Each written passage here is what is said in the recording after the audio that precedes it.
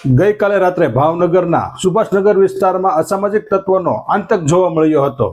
નશાની હાલતમાં ધૂત અજાણ્યા શખ્સોએ 3 પાર્ક કરેલા વાહનો પર પથ્થરમારો કરીને ભારે તોડફોડ કરી હતી।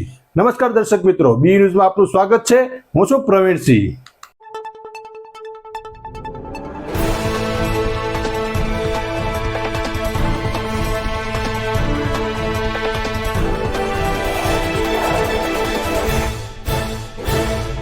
પ્રાથમિક માહિતી અનુસાર આ ઘટના સુભાષનગરના રજપૂતવાડા વિસ્તારમાં બની હતી।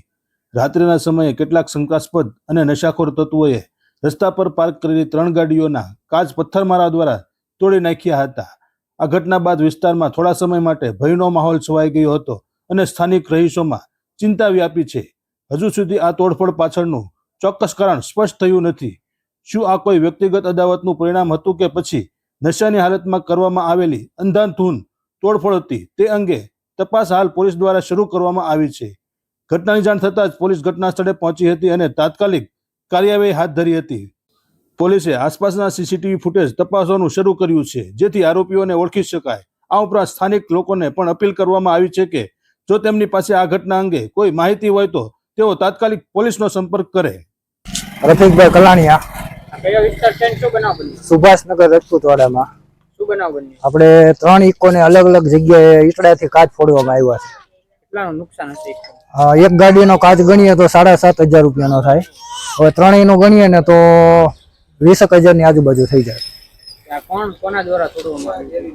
આ કોઈ નશાખોર હોય અને રાત્રે ના રખડતા હોય આવારા લુખ્ખા તત્વો એને કર્યું એવું અમને લાગે છે। તમારે કઈ કોઈ યાર જૂની અદાવત? નહીં, કોઈ જ નહીં, કોઈ યાર કઈ નહીં। આટલા વર્ષમાં પહેલી વાર બન્યું છે। કયો વિસ્તાર છે? સુભાષનગર રજપૂતવાડા। આ ઘટનાથી વાહન માલિકો અને વિસ્તારના રહીશોમાં ભારે રોષ જોવા મળી રહ્યો છે। તેઓ હવે નુકસાનના વળતર અને ભવિષ્યમાં આવી ઘટના ન બને તે માટેની સુરક્ષાની માંગ કરી રહ્યા છે। રહેવાસીઓની માંગ છે કે પોલીસે નાઇટ પેટ્રોલિંગ વધુ સઘન બનાવવું જોઈએ અને અસામાજિક તત્વો સામે કડક કાર્યવાહી કરવી જોઈએ। આગળની અપડેટ અને વધુ સમાચાર માટે જોતા રહો BE ન્યૂઝ। નમસ્કાર।